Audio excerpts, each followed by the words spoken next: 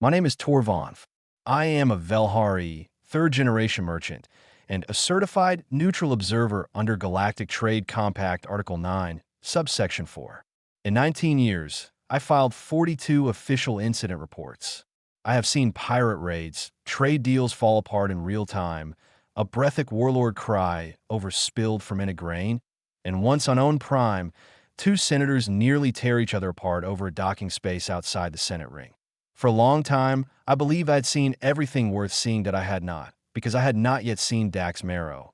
And once you see Dax Marrow work, a great many things that came before start to feel less important.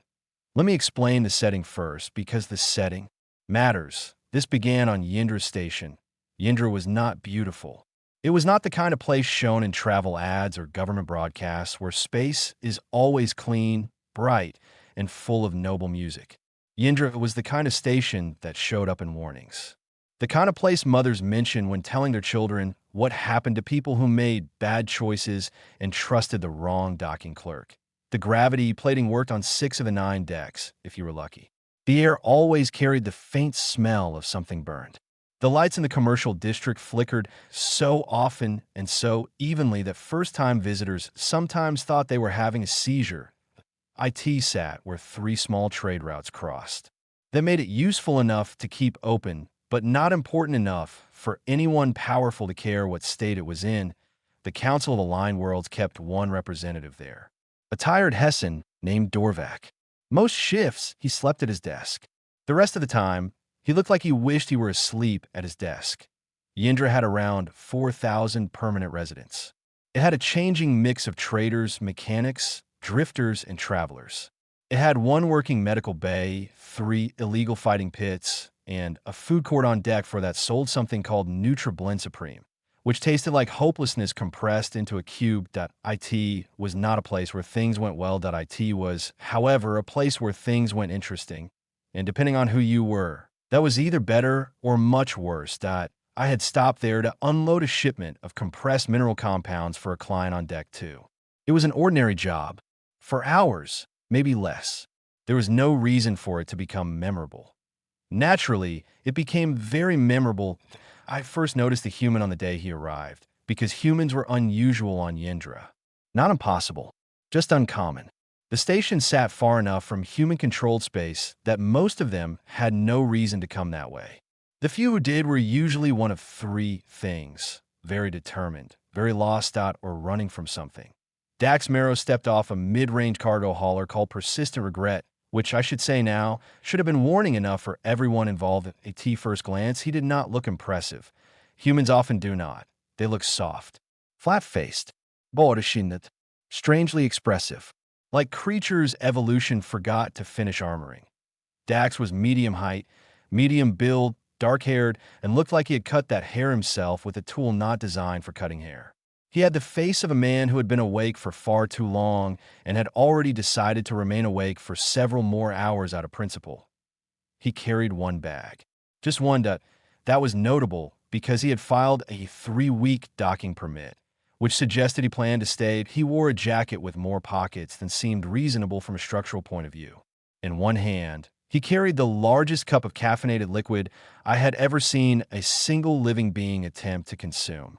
It was closer in size to a small fuel canister than a drink container. He was drinking it with deep concentration, as if this were not a beverage but a sacred duty. Then he stopped in the docking bay and looked around. Not casually. Carefully, he looked at doors, hallways, blind spots, upper walkways, exits. At the time, I marked it as a human habit. Later, I understood it was not a habit. IT was survival instinct, wearing a relaxed face that I did not speak to him that day. I had no reason to. I had my own problems. MY manifest was 2 crates short. The MY client was sending me messages that grew more aggressive every 6 minutes. And the docking bay foreman, a large breathic named Gall, was walking toward me with the exact expression of someone about to say something I was not going to enjoy. He did not disappoint. Customs held the missing crates, he said, scratching one of his jaw ridges with a claw. Routine scan found an anomaly. They should release them tomorrow. Routine, I repeated. Routine, he said. Gall, I told him, with the exhausted patience of a merchant who has lived through too many routine station failures. The last time customs on Yindra called something routine, it took 11 days, cost me a client, and cut 4% off my annual margin. Gall shrugged out on a breathic. This looks less like a shrug and more like a mountain shifting. Could be faster this time. So I was stuck on Yindra, which meant I was there to witness the rest of it. Lucky me, by the end of that first day, the station gossip network had already told me who the human was.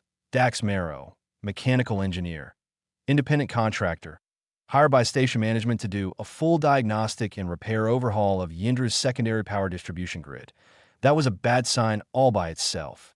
The primary grid had been running at 73% for 8 months.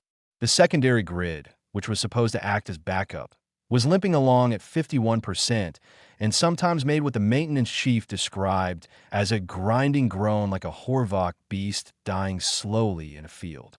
Apparently, the station had tried to hire 3 engineering firms before DAC.2 quoted prices the station could not pay. The third sent a team, looked at the system, charged a consultation fee, and left without filing a report. So they hired Dax Marrow.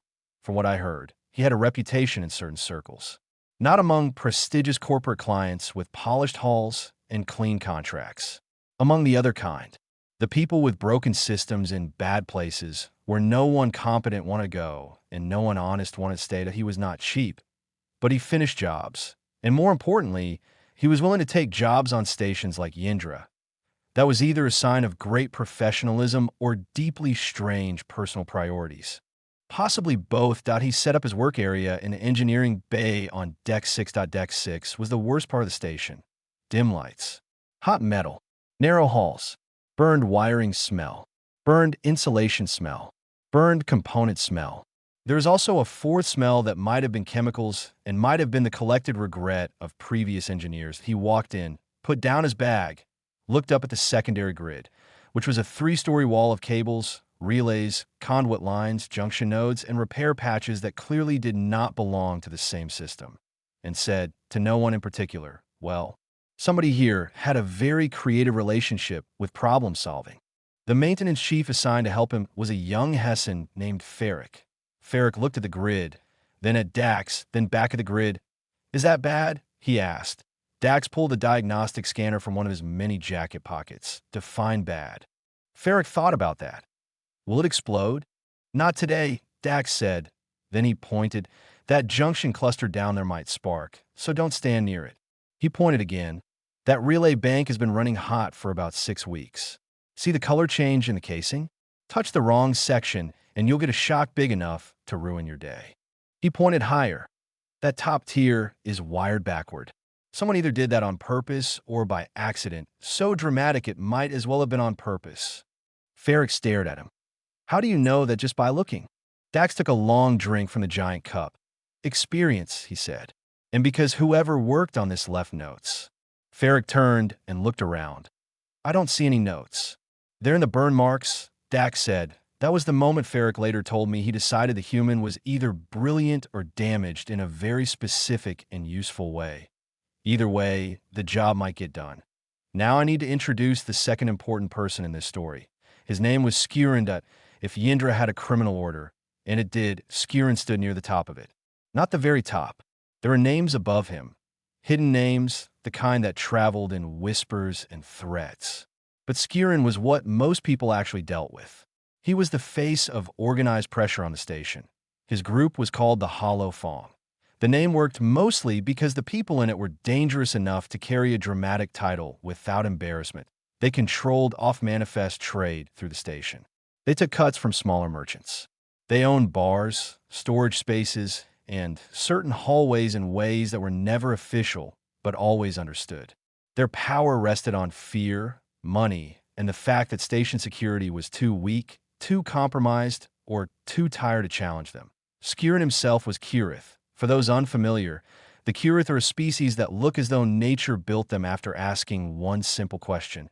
How frightening can we make this and still call a person? They were made for volcanic worlds. Tall, heavy, hard-plated, with dark skin and bioluminescent eyes that glowed faintly in dim conditions. Yindra had many dim conditions, as so Skurin. Most of the time, looked like a nightmare with legal standing. He carried himself like gravity answered to him personally. People respected him the way people respect the edge of a deep cliff. Not because they admired it, because falling would be final. His enforcer was a Breathic named Varric.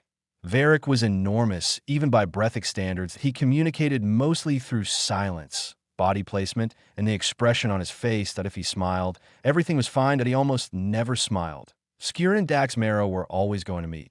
The universe likes that kind of thing that IT takes two things that should never be in the same room, places them on a failing station, and waits to see which one becomes a problem first. That IT started with a cable. Specifically, a power relay cable running from the secondary grid on Deck 6 through a maintenance conduit that passed directly through a storage room used by the Holofong for cargo that definitely did not appear on any official list. Dax, while tracing the route for a bypass sequence, found that he needed physical access to 4 junction points. Point 3 were easy. The 4th was inside that room. At this point, Dax did not know the room belonged to the Holofong that he had only been on Yindra for 3 days, and he had spent almost all of that time inside engineering, except when leaving to buy more caffeine or remind himself what counted as sleep. That he filed a standard maintenance access request with station management.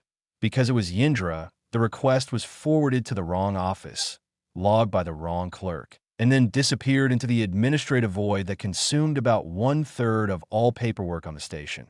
Dax waited 2 days. That no answer. That he sent a follow up. Nothing. That he sent another. That one was marked acknowledged, which meant absolutely nothing happened on the 4th day. Dax decided the process had failed enough. He found the conduit access point himself, walked to the storage room door, and knocked. The door opened and a Hessen guard looked out. "I need access to the conduit junction inside," Dax said, with the calm tone of a man trying very hard to remain professional. "Maintenance access. I'm the grid engineer." "This is private storage," the guard said. "I know," Dax replied. "I filed a request. It got lost. I'm asking directly now. It'll take 20 minutes. I need to run a bypass line through the junction." "This is private storage," the guard repeated, with the confidence of someone who believed repeating the sentence improved it. "I understand that," Dax said. "I won't touch anything except the conduit panel." The guard thought about this for a long time, though not, I think, because the question was difficult. "Come back tomorrow. Talk to the boss." Then he shut the door. Dax stood in the hallway for a moment. He looked at the closed door, then at his tablet. Then he turned and went back to engineering. Ferric, who had watched the whole thing, asked, "What now?" "We find another route," Dax said. Ferric checked the station schematic. "There is no other route." "Then we make one," Dax replied. That he explained it while walking. 300 meters of extra high-gauge relay cable. Run through the outer service corridor on Deck 5 instead of straight up through the conduit. 12 more hours of work. About 4% efficiency loss. Ferric did the numbers in his head and looked ill. "That cable will be expensive." "I'll build a station," Dax said. "They lost my request." "You could just wait and talk to the boss," Ferric said carefully. "I could," Dax said. "But whoever runs that room is using station conduit space for off-manifest cargo, which suggests they are not going to enjoy dealing with maintenance requests. I would prefer not to spend the next 2 weeks having discussions with people who do not enjoy me." Then he paused. "I just want to fix the grid." Ferric stared at him. "That," he said slowly, "may be the most reasonable thing ever said on Yindra." "Thank you," Dax said, and kept walking. That he might have gone around the problem. "That is the important thing." There was for a brief moment a quiet solution, a boring solution, a solution that would have prevented everything that came later. But the universe, as I said, likes efficiency. The new route took them through Deck 5's outer service corridor. The corridor was long, cold, dark, and ran near the outer hull. It smelled of metal sealant and old chemicals. Almost nobody used it, except, as it turned out, the Holofong. They used it as a side passage for moving cargo between storage rooms without crossing the main commercial halls. Dax did not know that he arrived carrying 300 meters of relay cable, a toolkit, and the expression of a man who expected a difficult but peaceful workday. Instead, he found 7 Holofong members in the middle of moving crates with no markings, and Varric standing nearby, supervising the whole thing with his usual talent for making silence feel dangerous. Varric looked at Dax, then at the cable. Then at Ferric, wrong corridor, Varric said, I'm running maintenance cable. Dax answered. He held up his access badge. Engineering services. Grid repair contract. I need this route for a bypass run. This corridor is unavailable, Varric said. I have maintenance clearance for service corridors, Dax said, still calm. The paperwork is filed. You can confirm it with station management. This corridor is unavailable, Varric repeated. He crossed his arms out on a breathic of Varric's size. This was not subtle body language. It was a declaration. Dax looked at him, then at the 7 others, then at the unmarked crates. He was quiet for a second.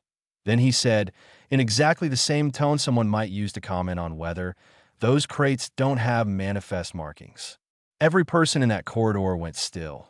Then Dax lifted one hand slightly. That is not my problem, he said at once. I am an engineer. I am here to fix a power grid. I am not interested in your cargo. I am not reporting it. I just need to lay cable. No one moved. I can run along the far wall, Dax continued. Right side, minimal space. You will barely notice it. I'll be done in 2 hours, and once it's in place, I won't need to come back. Varric kept staring at him. The others kept staring at Varric. Finally, Varric said, You need to speak with Skirin. Dax closed his eyes for just a fraction of a second, like a man asking the universe why it insisted on being like this. I would really rather not, he said. Not a choice, Varric replied. Dax stood there another moment. Then he began coiling the cable back up. He tucked it under one arm, picked up his toolkit, and said, Lead the way. Skirin's office was behind the largest of the 3 bars the holophon controlled. That if you were trying to build a room that looked expensive without actually understanding beauty, it would have looked very much like that office. There were display cases filled with trophies, odd weapons, stolen trinkets, and objects that had clearly once belonged to people who had made unfortunate decisions. There was a large desk that seemed designed more for effect than use. There were visitor chairs built to be slightly uncomfortable, which is one of the oldest tricks in power. And the lighting had been arranged very carefully so that Skirin sat in shadow and everyone else looked tired. Dax stepped into the room, looked around once, and sat down as if he were waiting for a routine maintenance review. Skirin studied him. You are the grid engineer, he said. I am, Dax answered. His tone was calm. Not careless. Not brave in the dramatic sense. Just calm. The way a person sounds when they are focused on one problem and everything else is only a delay. I want to apologize for the intrusion, Dax said. I've been trying to avoid interfering with your operations. I filed for conduit access in one of your storage rooms about a week ago.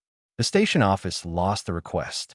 Then I tried the outer service corridor as an alternate route, which I did not realize was also in use by your people. He folded his hands lightly.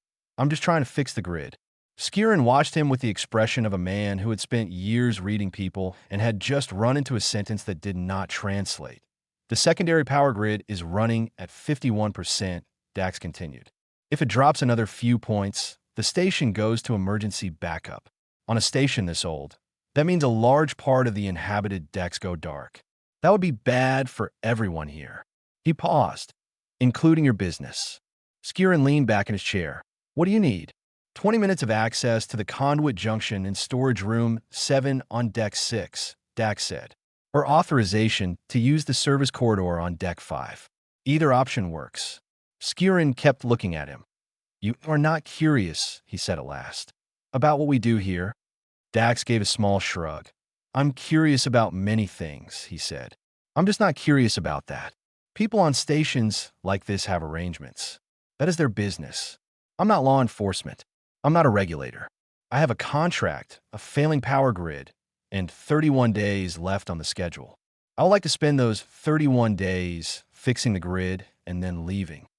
There was a short silence. Varric, standing behind Dax, made the slightest sound. It was not a threat. It sounded more like surprise. Finally, Skirin said, 20 minutes. Storage room 7. Varric will take you. Thank you, Dax said. I appreciate it. He stood, nodded once, and left as if the meeting had been nothing more than an annoying but necessary conversation with a difficult facilities manager. Skirin watched him go. Then he looked at Varric. What do you think? Varric thought about it. He's not afraid, he said. I noticed. Varric shook his head once, not pretending not to be. Not being brave. Just not afraid. Like it never occurred to him. Skirin said nothing for a moment. On Yindra, people usually entered his office in one of two ways. Afraid, or trying very badly to look unafraid. The human had done neither. He had behaved like a man trying to get a door unlocked so he could continue repairing a machine. Keep an eye on him, Skirin said. Because he's dangerous? Varric asked. Skirin looked at the closed door. I don't know, he said. That's why I want him watched. Dax got his 20 minutes to... He went into storage room 7. He opened the conduit panel. He ran the bypass line. He corrected the junction issue. He touched nothing else. When he was done, the room looked exactly as it had before he entered, except the station's electrical route now functioned properly. For the next 5 days, nothing dramatic happened.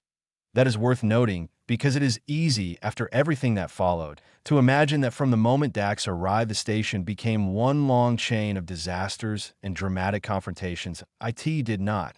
For 5 days, Dax worked. And by every report, he was extremely good at it.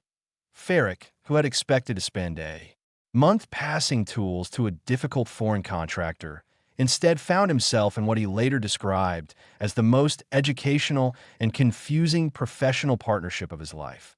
Dax worked with the exactness of a person who hated guesswork. But he also worked with the flexibility of someone who had spent enough years in bad stations to understand that theory and reality were often only distant relatives. He did not take shortcuts. He did, however, improvise. There is a difference, and he knew it. He talks to the grid. Ferric told me one evening in the food court while we both consumed neutral blend supreme with the visible sadness of beings making poor nutritional decisions. He talks to it? I asked. Ferric nodded, not loudly. He thinks I can't hear. But when he's working, he says things like, all right, I see what you were trying to do here, and I respect the creativity, even though it was a terrible idea. I considered this. That seems odd. It is odd, Ferric said. Yesterday, he found a relay bank patched together from 3 different systems and said, whoever did this was either brilliant or having the worst day of their career, and I honestly can't tell which. Then he fixed it. What does he do when something goes wrong? Ferric thought for a moment. He gets quiet, he said. Then systematic. Then he fixes it. He took another bite of the cube and looked offended by its taste. I haven't seen him fail yet. But Deck 3's primary junction cluster is still untouched. And according to him, it is, quote, held together by hope, corrosion, and a deeply irresponsible understanding of electrical tolerance. Is it dangerous? He says it probably won't explode, Ferric said, which I did not find comforting. I thought about the human for a moment. He sounds competent. He is competent, Ferric said. Then he lowered his voice a little. He is also the kind of person things happen around. I looked at him. What does that mean? Ferric stared into his cup as if the answer might be floating there. Since he arrived, he said slowly, there have been 3 incidents in the commercial district, 2 cargo disputes in the docking bays, and a Deck 4 inspection fight where Gull physically blocked a health inspector from entering a storage section. None of it had anything to do with Dax directly. But somehow the station feels louder. You think he is causing it? No, Ferric said at once. Not causing it. More like things gather near him. Like gravity. He doesn't go looking for trouble. Trouble just seems to notice where he is. At the time, I thought this was an exaggeration. IT was not. The real trouble began on day 8, as it so often does on stations like Yindra. It began with money. The Holofong had an arrangement with a trader named Prin. I knew Prin. I had done clean business with him before. He was Ashen. Small, careful, sharp-minded. Ashen have 3 eyes, 2 facing forward and 1 to the side. I have always thought this explained their reputation for seeing danger from angles other people miss. Prin was the sort of merchant who operated in morally flexible territory without ever fully stepping into stupidity. In other words, a professional trader. For several years, he had quietly moved certain goods for Skirin's organization. This was not an arrangement he had originally chosen freely. But over time, it had become stable in the way bad systems sometimes become stable. Prin moved cargo. Holofong paid him. Nobody made the situation worse than necessary. Then Skirin decided the payment rate should be reduced by 40%, and not temporarily. Permanently, he delivered this information in the tone used by men who are accustomed to agreement. Prin, for reasons both economic and moral, did not agree. That was the problem, that on a well-run station, a trader in that position might have gone to security, or to a trade arbitrator, or to a compact office with enough staff to matter. Yindra had none of those things in a useful form. Station security was weak and compromised. Dorvac, the compact representative, was asleep often enough to qualify as furniture, and formal complaint timelines under the trade compact were measured in months. Prin had 48 hours at SO, with the kind of sideways thinking desperation creates. Prin went to the engineering bay on Deck 6. I know this because Ferric was there when it happened and told me later. Prin entered while Dax was halfway inside an open relay housing one, arm buried behind an access panel, making notes on a tablet and muttering something about load balancing and thermal drift. "I need help," Prin said. From inside the panel came Dax's voice. "I'm an engineer." "I know," Prin said. "I know that. I also know you probably don't do this kind of thing. But I don't have anyone else." There was a pause. Then Dax slid out, sat back on the deck plating, and looked up at him. "What kind of thing?" he asked. Prin told him everything: the old arrangement, the new rate, the deadline, the threat behind the deadline, the meaning of Varric will visit you, which required no translation. Dax listened without interrupting. That, in itself, was unusual. Most people, when given a problem they do not want, begin by explaining why it is not theirs. Dax did not. He simply listened. When Prin finished, Dax sat very still for a moment. Then he asked, "What exactly do you want me to do?" Prin blinked all three eyes. "I don't know," he said honestly. "I just needed someone to tell. Someone who isn't already part of it." Dax looked back at the open relay panel, then at Prin, then at the station ceiling, then at the tablet in his hand. "I will think about it," he said. Prin looked surprised. "That is more than I expected." "Do not celebrate yet," Dax replied. "Thinking about something is not the same as doing something." He paused. "What is the deadline again?" 48 hours. "And after that?" Prin hesitated. "After that, Skurin says the decision will no longer be mine." Dax understood the meaning of that immediately. "Go about your business normally," he said. "Do not escalate anything. Do not disappear. Do not make sudden changes. I will think." Prin nodded slowly and left. Ferric, who had been standing in one corner of the bay doing an impressive imitation of a maintenance assistant who had become part of the wall, waited until Prin was gone. Then he looked at Dax. Dax looked back at the relay bank. Ferric raised one hand. "Don't." "I'm just thinking," Dax said. "I know that face," Ferric said. "You've known me 8 days."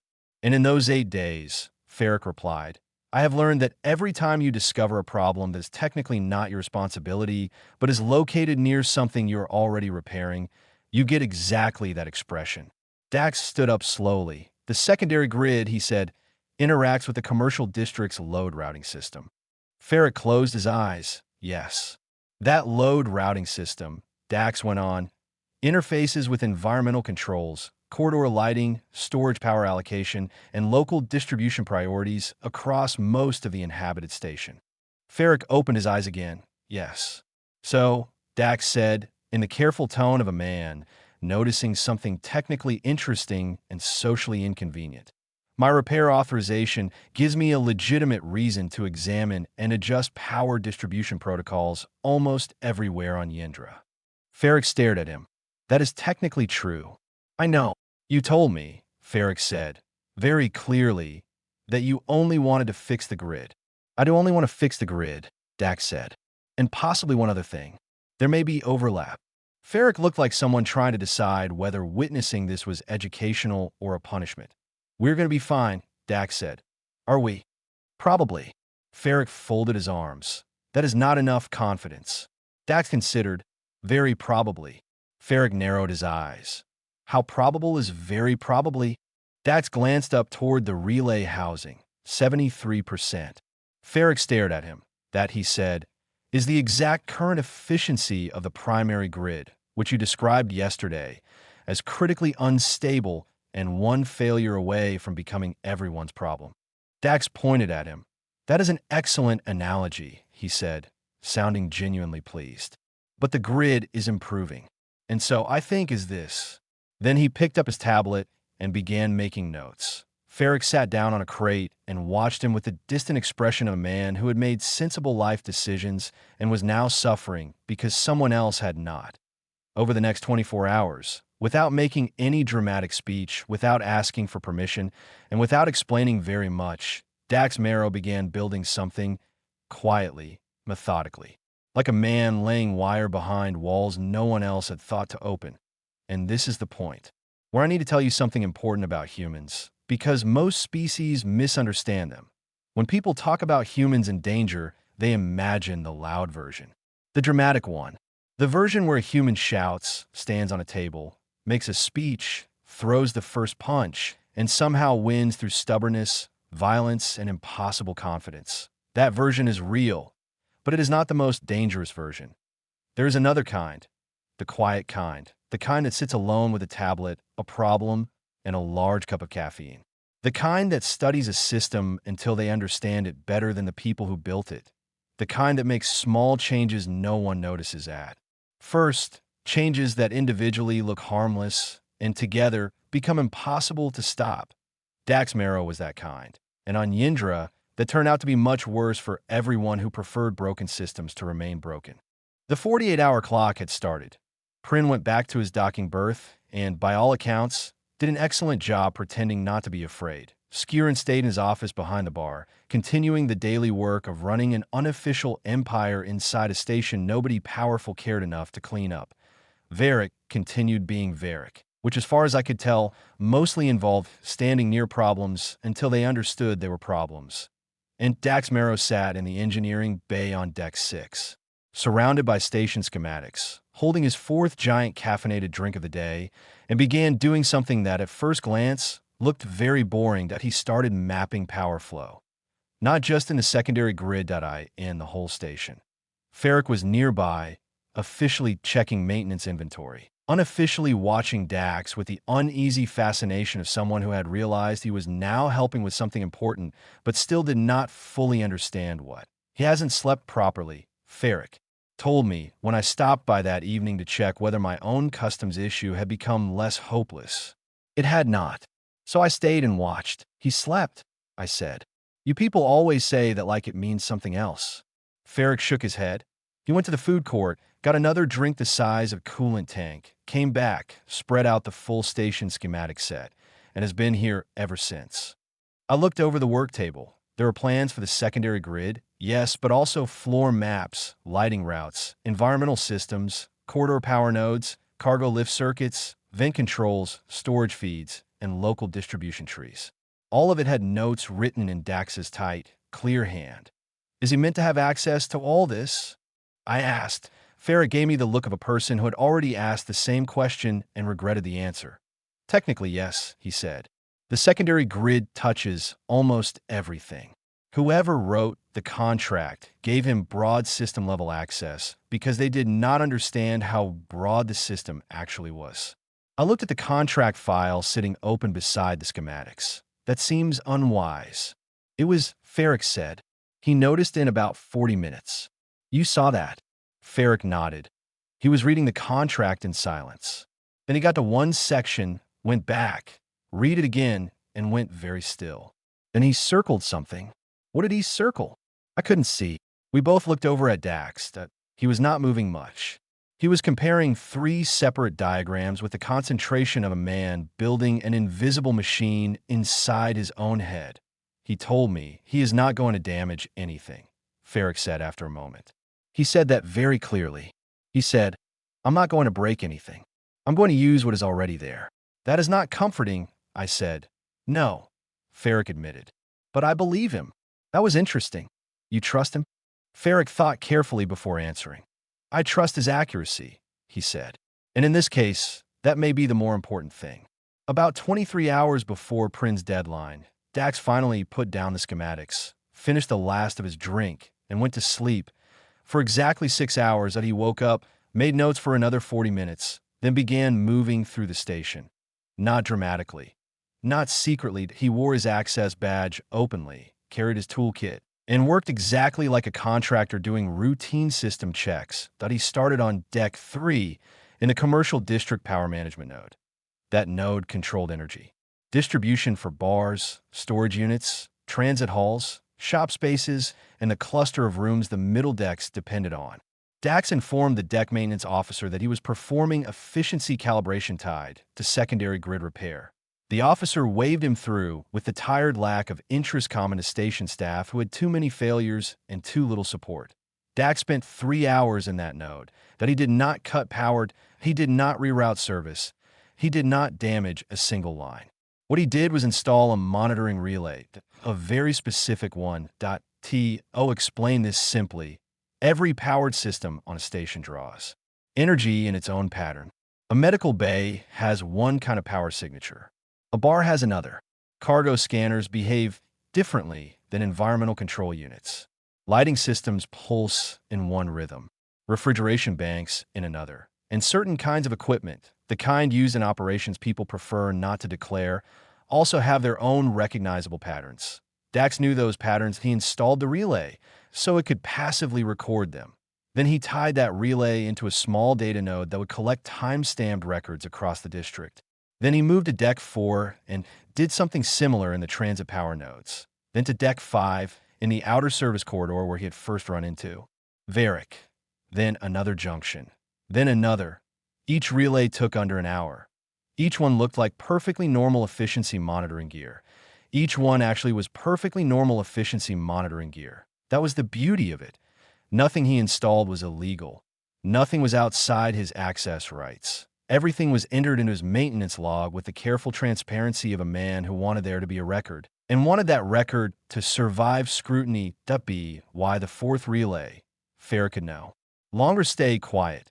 What are you building? He asked. Dax looked up from the panel. A map. A map of what? Dax tightened a coupling, checked a reading, and answered without drama. A map of what this station actually is, he said. Not what the official records claim it is. Farrick was silent for a few seconds. And what do you do with a map? Dax closed the panel. I give it to the right person. Who is the right person? Dorvac.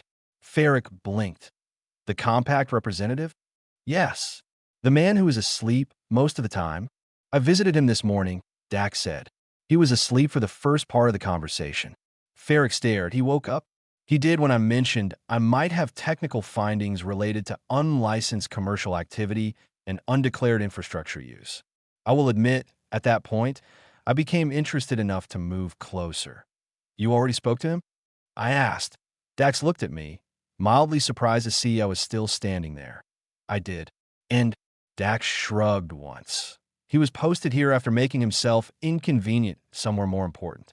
People like that don't always stay asleep when you hand them a reason not to. That was a sharper observation than I expected. And what exactly are you collecting?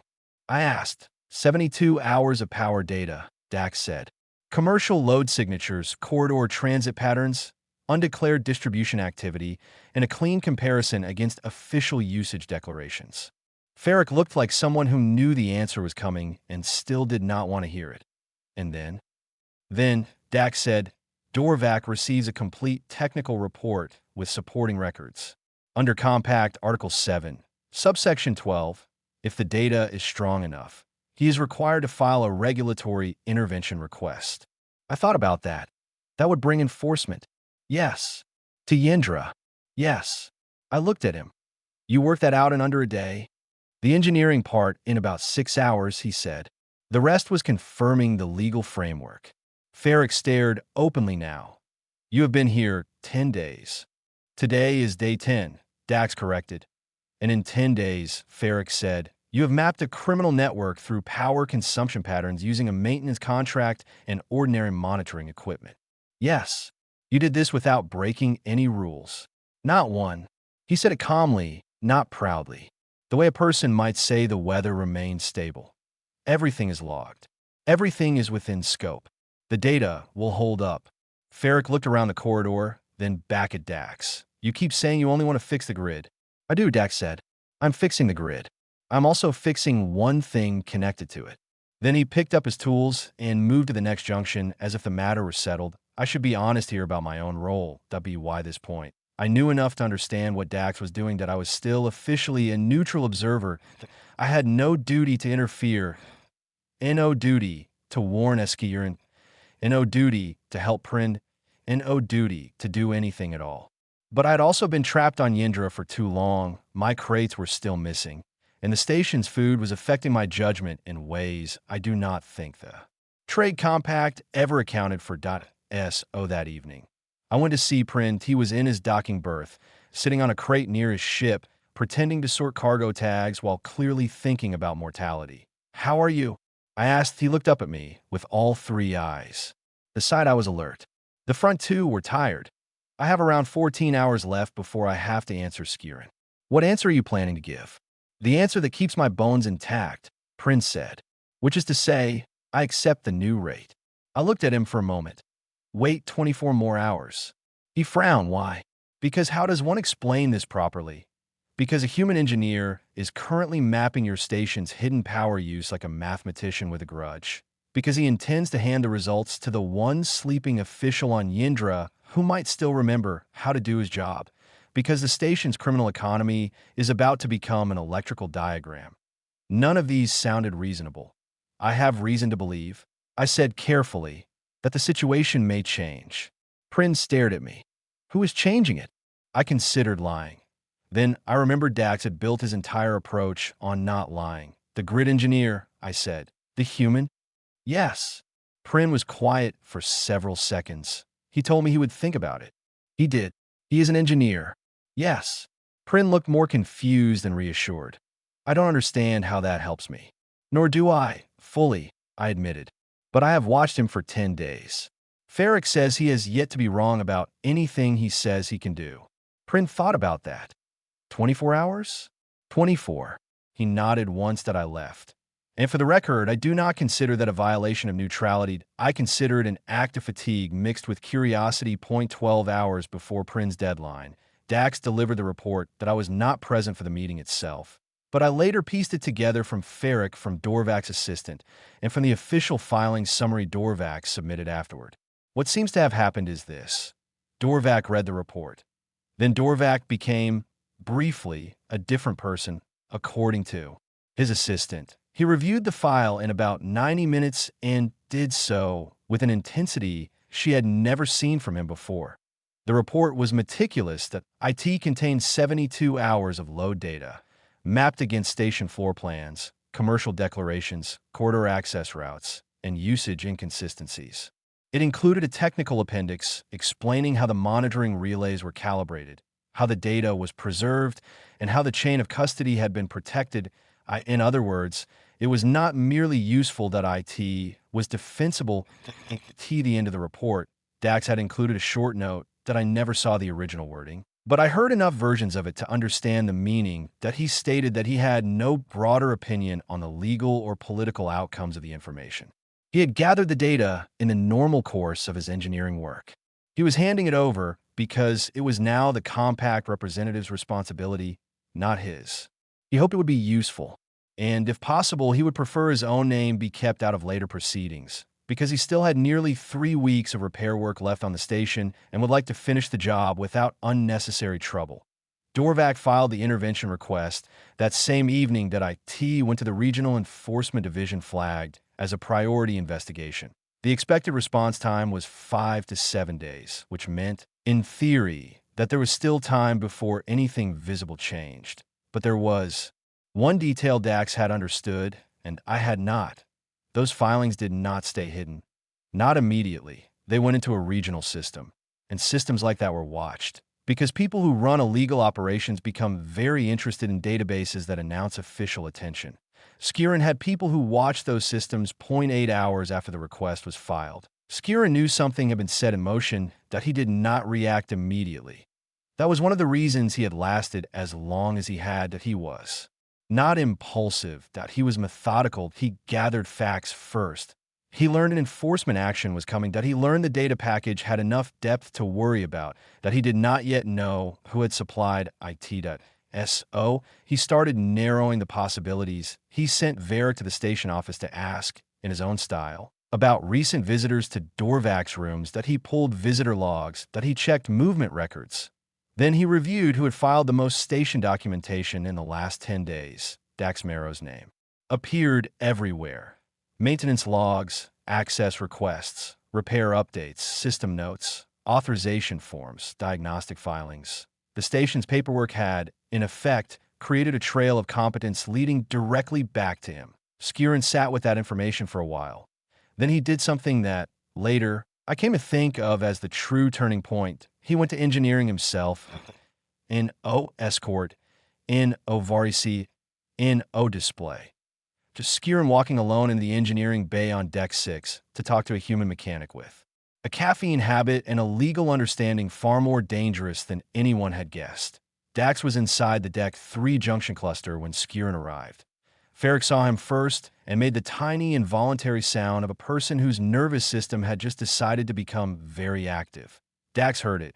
He slid halfway out from the open access panel, looked at Skirin, took in the fact that he had come alone, and said, "I'll be with you in a moment." Then, "This part still impresses me." He turned back to the panel that he made 2 more adjustments, checked a reading, told Ferric, "Hold that there." Finished what he was doing, closed the panel, then stood up and faced Skirin. "You filed data with Dorvac," Skirin said. "I filed a technical report," Dax answered.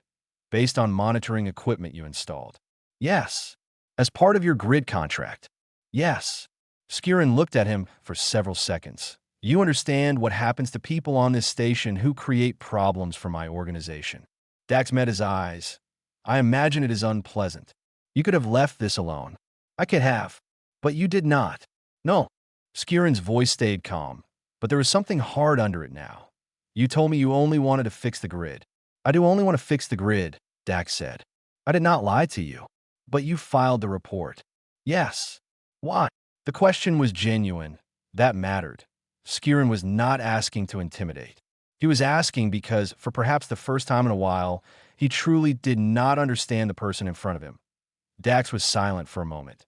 Then he set down his tablet. "Because a person was being cornered," he said. "And I was in a position to do something about it without hurting anyone, without breaking anything, and without giving up the work I was already doing. I had tools. I had time. So I used them." Skirin studied him. "The enforcement team won't come for one problem," he said quietly. "They will come for all of it." "I know. You knew that when you filed." "Yes." There was a longer silence. Finally, Skirin said, "You are not afraid of me." It was the same observation Varric had made. But Varric had sounded surprised. Skirin sounded as if he were trying to solve a puzzle. Dax thought about it before answering. "I am appropriately concerned," he said. "You came into my workspace unhappy. I am aware that is not ideal. But fear would make me less accurate, and accuracy matters to me more right now." Skirin watched him without speaking. Then he asked, "What do you want from me?" Dax answered at once, "Leave Prin alone." There was no flourish in it, no threat, no bargaining posture, just that. Skirin's expression changed slightly. "In exchange for what?" "Nothing. Nothing. The report is filed," Dax said. "That cannot be changed, and I would not change it. The enforcement team is coming. I'm not negotiating that. I'm asking for one specific outcome. Prin is not touched." Skirin took a step closer. "You have nothing to threaten me with," he said. "You have nothing to offer me. You have already damaged my operation. This is simply a request." "Yes," Dax said. "That is correct. Why would I agree?" Dax answered in the same even tone he had used all along. "Because you came here alone." That made Skirin go very still. Dax continued. "If you had come to harm me, or to make an example of me, you would have brought more people. You came alone because you wanted to understand what happened before deciding what to do next. That tells me something important about how you think." He held Skirin's gaze. "You are not ruled by anger. You are ruled by calculation. And I think, if you calculate honestly, hurting Prin now gains you nothing. The filing already exists. The team is already coming. If you touch him now, that becomes one more charge, one more point of interest, one more reason for the investigation to widen. It doesn't help you. It only satisfies pride." Then Dax added, very quietly, "I don't think you're the kind of man who spends resources on pride when the numbers are bad." The silence after that was one of the longest I have ever experienced. Ferric was in the corner, absolutely motionless, still holding a relay tool he had forgotten existed. Skirin looked at DAX, T the workbench, T the stack documentation, T, the careful layout of tools. T, the human who had arrived 10 days earlier with one bag and too much caffeine, fixed a failing grid, mapped an illegal network through electricity, handed the data to the correct authority, and was now asking for only one thing. Not mercy for himself, not safety, not payment, just one merchant left unharmed. Finally, Skirin said, "Prin is not touched." Dax nodded once. "Thank you." "This does not make us even," Skirin said. "I didn't ask for even," Dax replied. "I asked for that." Skirin turned and walked out, an O threat, an O dramatic exit. Just a man leaving with new math in his head. Ferric slowly lowered the tool in his hand and looked at his own fingers, as if surprised to find they still worked. "Are you all right?" Dax asked him. "No," Ferric said. "Are you?" Dax picked up his tablet, checked a reading, and looked back at the junction cluster.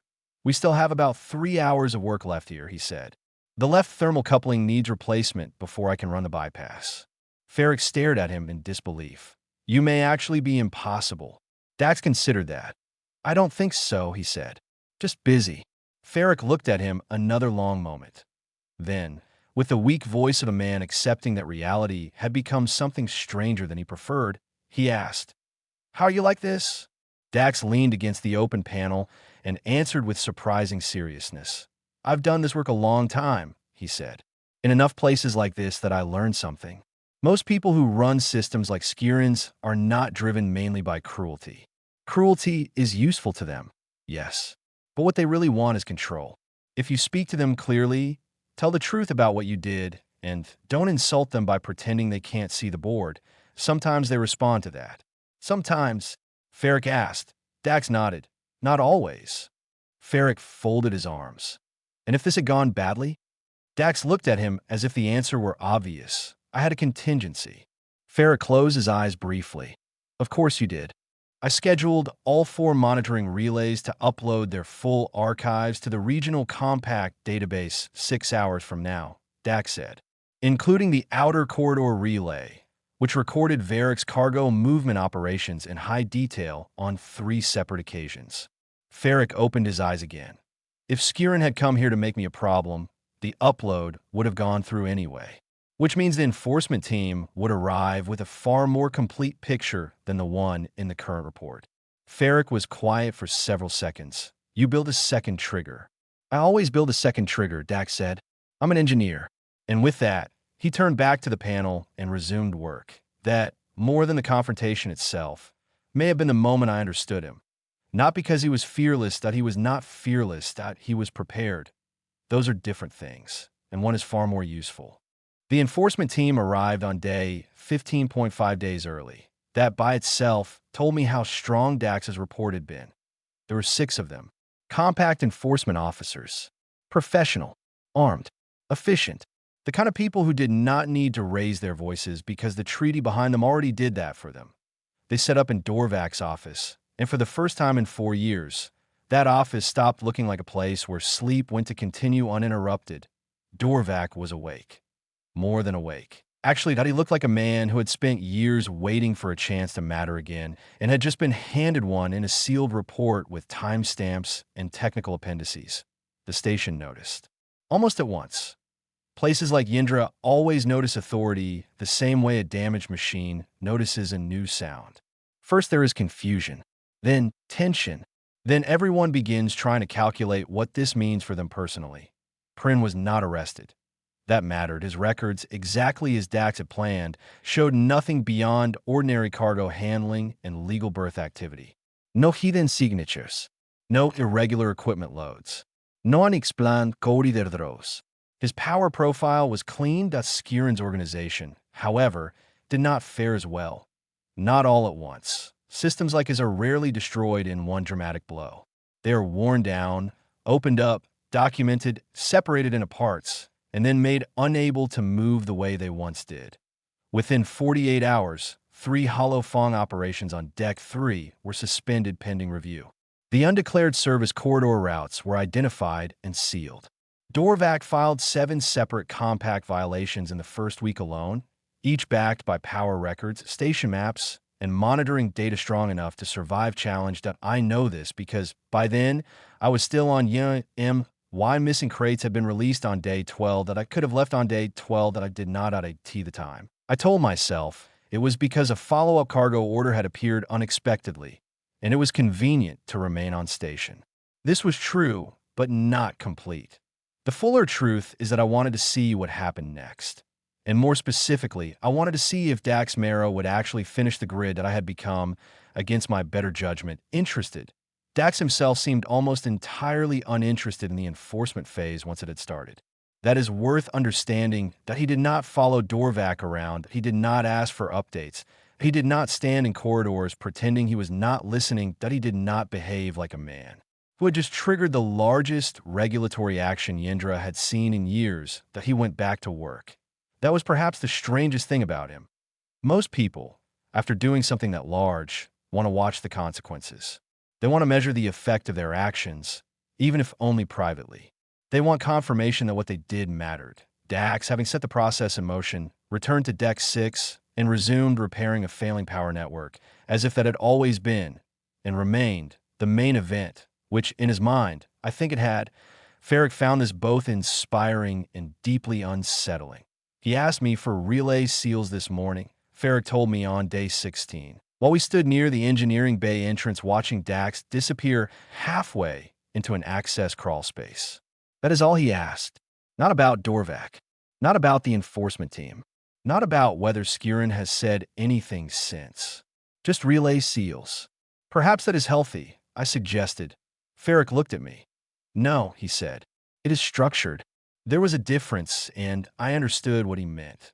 Dax was not calm because events no longer mattered. He was calm because he had already placed them in order. The report had been filed. The enforcement process was active. Prin was safe for now. The next task was the grid. In Dax's mind, once a problem entered the category of already set in motion, it stopped competing for attention with the problem currently in front of his hands. That is a very useful trait in an engineer. IT is a slightly alarming trait in a person. By day 18, Yendra was beginning to change, not all at once, not dramatically. Stations like Yendra do not become better in a clean, uplifting montage. They resist improvement. They have habits. Damage becomes routine. Neglect becomes culture. Corruption becomes traffic flow. But the changes had started. The lights in the commercial district flickered less. The air circulation on decks 4 and 5 no longer cut out twice per cycle point. One of the lift shafts that had been temporarily unsafe for 7 months was running again. Deck 7, which had been operating on reduced gravity long enough that residents had adapted their walking style, was now scheduled for full stabilization. And all through it, Dax moved from panel to panel, junction to junction, system to system, carrying his toolkit and one enormous caffeinated drink like a man conducting a private ritual. He worked quickly, but never in a rush. That distinction mattered. He never looked hurried. He looked exact. I asked Ferric once how Dax seemed to know where each problem would be before he found it. Ferric thought about that. He listens, he said. To the grid? Yes. That is not a technical answer. It is the best one I have. Ferric shrugged. He checks logs, heat differences, vibration, power loss, old repair notes, and usage drift. But after a while, I swear he just listens to the system and knows where he's lying. That sounded absurd. IT also sounded increasingly plausible. That on day 20, I saw Skirin once more. Not in his office. Not in dramatic circumstances. Just in a corridor on deck 4. Walking with 2 of his people behind him, his expression unreadable. He passed within 15 meters of Dax, who was kneeling at an access hatch with a diagnostic scanner, and did not even look up until Skirin's shadow crossed the floor. Then Dax glanced up once, nodded politely, and went back to work. Skirin slowed for half a second. Not from fear. Not from hesitation exactly. More from recognition. Like 2 people who had already made their calculations and no longer needed to repeat them. Then he continued on. That, more than almost anything else, convinced me Dax had understood him correctly from the beginning. Skirin was angry, yes, but more than angry, he was practical. Hurting Dax now would gain nothing. The data already existed. The compact already had it. The enforcement team was already here, And Yindra, for the first time in a long time, had too many eyes opened at S. obscure and adapted. Men like that do not survive by refusing reality. They survive by changing shape, faster than the situation closes around them. Whether he would continue surviving after the compact finished mapping his operations was another question. But for the moment, he remained what he had always been: dangerous, aware, and capable of counting. Day 22 came, then 24, then 26, and slowly, unbelievably, the grid started behaving like a system that wanted to live. The grinding sound in the secondary lines stopped. The heat bleed in the lower relay banks dropped. The unstable transfer loops between decks 2 and 5 were corrected. That a backup distribution channel that had not worked properly in nearly a year came online and stayed online. Farrah began looking less tired. This was perhaps the clearest sign that real improvement was happening. On day 27, I visited engineering one last time before my own cargo transfer window opened. Dax was working a side console, reviewing final load test numbers. His drink container, today blue, enormous, and probably legal in 3 jurisdictions, was balanced near a pile of cleaned relay housings. Farrick was beside him, holding a pad and trying to look like he had become accustomed to all this. He had not. "How close are you?" I asked. Dax checked one more line of numbers before answering. "Very. That is not a number. 92 if the next test holds. 94 if the final stabilization behaves." Farrick looked at me. He says things like that now. And is he usually correct? Farrick gave me a flat stare. At this point, that was answer enough. Dax ran the final load balancing test on day 20-9. It worked. The secondary power grid of Yinder Station rose from 51% efficiency to 94. The difference was immediate, not dramatic in the theatrical sense. No music, no cheating crowds, no symbolic sunrise over polished metal. Just systems working, lights holding steady, air flowing cleanly, gravity stabilizing across all decks, monitoring panels shifting from warning colors to calm ones. It is one of the quieter miracles of civilization that most people only notice infrastructure when it fails. When it works, they call it normal and go on with their lives. But on Yindra, after so long with failure, normal felt almost luxurious. Deck 7 residents celebrated the gravity restoration by dropping objects just to watch them fall correctly. The food court lights on Deck 4 stopped flickering.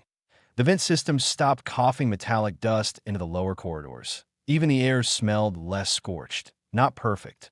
Yindra was still Yindra. But now, it was a functioning Yindra. The management office held a small ceremony on Deck 2. Very small. Very awkward. About 9 people attended, which I suspect was the maximum number the management office could gather without making the event feel suspiciously organized. They gave Dax a certificate of project completion. They transferred his payment. Farrick shook his hand with the expression of a man trying not to look emotional in front of station administrators. I watched from near the doorway. Dax accepted the certificate with a mild courtesy of someone being handed a receipt for replacing a part. He did not seem proud. He did not seem bored. He seemed finished. After the ceremony, he packed his one bag. He filed his completion records. He returned his engineering access authorization.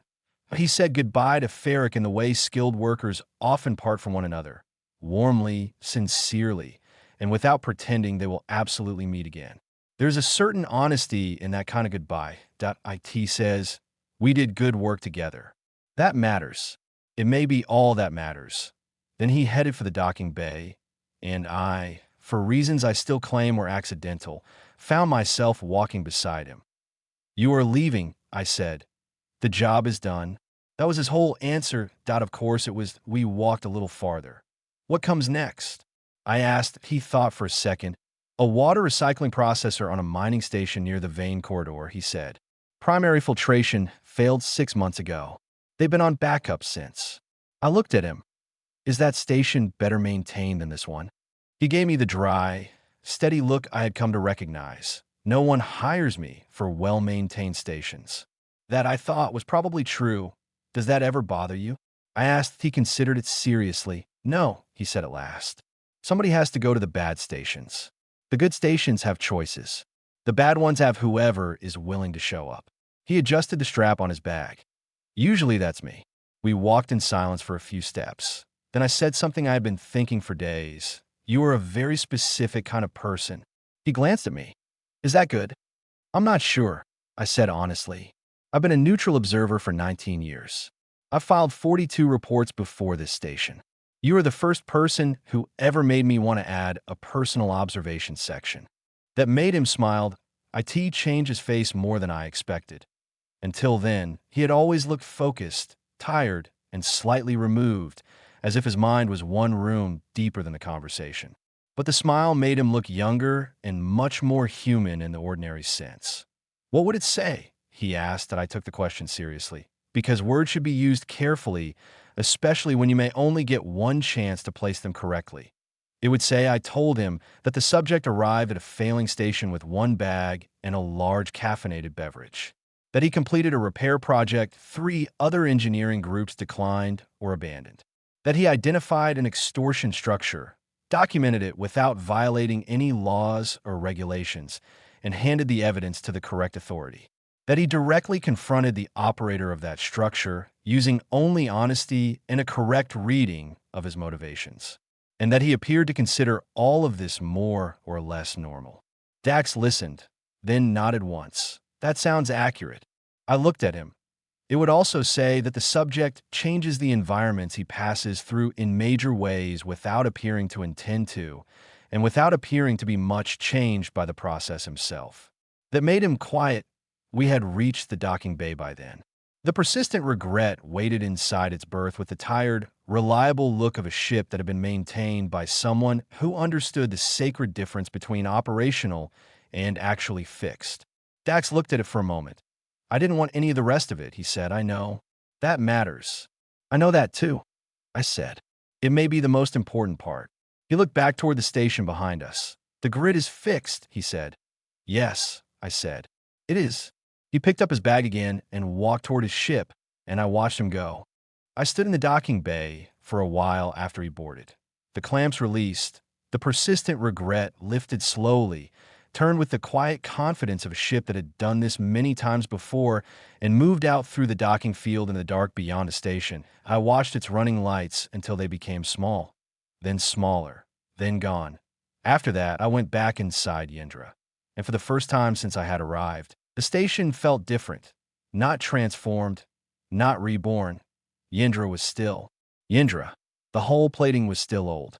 The walls still carried stains that no one had the budget or motivation to remove. The food court on Deck 4 still sold NutriBlend Supreme, which remained one of the worst things I had ever voluntarily eaten. The outer corridors still smelled faintly of sealant and metal and old station life. But the lights were steady now. All of them, an flicker in the commercial district, an half-second delay in the deck junctions, an warning hum behind the corridor panels. The air moved properly through the vents. Not perfectly clean, but clean enough that it no longer smelled like a system trying to fail in slow motion. Even the gravity on the lower decks felt settled, firm, dependable. Yendra had not become a good station to IT, had become a working station. That is not the same thing. But in many parts of the galaxy, it is close enough to count as a miracle that I file my incident report on day 20-3. IT became the 43rd official report of my career. That IT is the only one that runs to 11 pages. All the others are between 2 and 4. That should tell you something.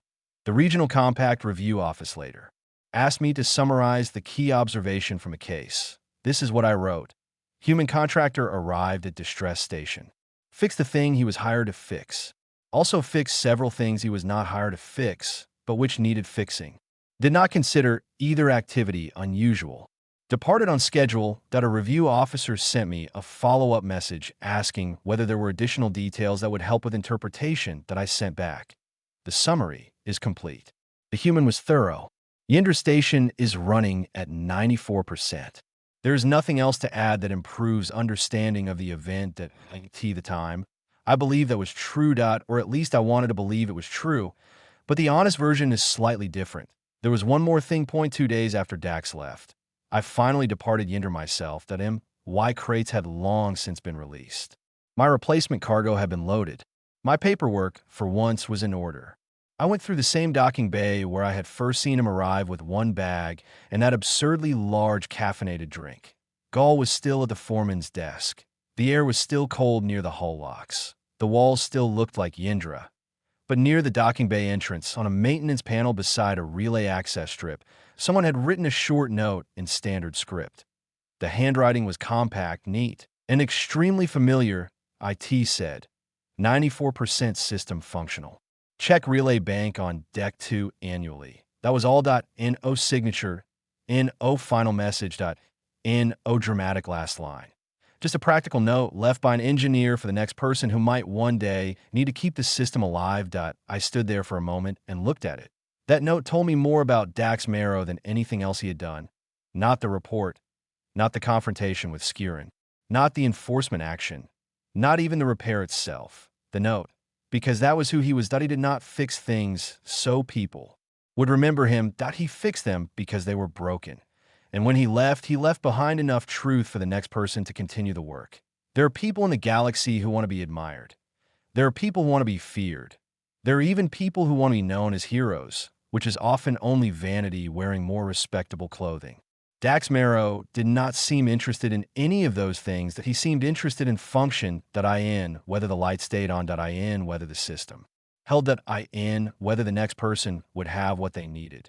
That is a rarer type of person than most species understand. On the trip away from Yindra, I thought about him more than I expected to, about the way he moved through the station without trying to own any part of it, about the way he handled danger without performance, about the way he spoke plainly to people who were used to lies, fear, or negotiation, and somehow made plain truth feel more disruptive than either force or drama. Most people, when they make a change, want to witness the reaction. They want recognition. They want proof that they mattered. Dax did not. He arrived. He understood the system. He repaired what he was hired to repair. He corrected what was adjacent to the repair because it also needed doing. Then he left, quietly. On time, with the paperwork filed. That kind of person causes unusual effects in the places they pass through. They make change without seeming to chase it. They leave improvements behind without claiming ownership of them. And perhaps most strangely, they do all this while appearing to believe they have done nothing extraordinary. I have thought about that often since Yindra, about what it means to move through the universe like that, prepared, calm, honest, focused more on the work than the noise around it. Not because you're fearless, not because you are noble, not because you want a story told about you later, but because the system is failing, the job exists, and you're the one who showed up. That, in the end, was Dax Marrow. Not a hero in the dramatic sense. Not a legend in the way songs usually mean. Just a very dangerous kind of competent. The quiet kind. The kind who sees a broken grid, a trap merchant, a rotten structure, and a badly written contract, and understands that all of them are part of the same machine. Then fixes what he can. Then leaves. And if I'm being fully truthful, that is why this report stayed with me. Not because Yindra was important. IT was not. Not because the holophone was uniquely terrible. IT was not. Not because Dax Marrow did something impossible. He did not. He did something much more unsettling than that. He did something possible. Methodically, legally, quietly, and so completely that everyone around him had to live in the better version afterward. That is my account of what happened on Yindra Station. The grid was restored in 94%. The extortion structure was exposed. The enforcement team came. Prin was left unharmed. Skirin lost control of the station he had once been around himself. And Dax Marrow departed exactly as scheduled, with one bag, a completed job, and, I assume, another terrible station somewhere ahead of him. If you ask me now what I think the key lesson was, after all these pages, after all the reports, after all the years I've spent watching people break systems and other people profit from the breaking, then I would answer like this. Most species are taught to notice power when it is loud. They should pay more attention to the ones carrying toolkits, because sometimes the most dangerous person on the station is not the warlord, the enforcer, or the criminal with glowing eyes. Sometimes it is the exhausted human in the engineering bay, drinking industrial amounts of caffeine and quietly learning how everything connects. And by the time you realize what kind of person he is, the report has already been filed, the backups are already in place, and the grid is already coming back online.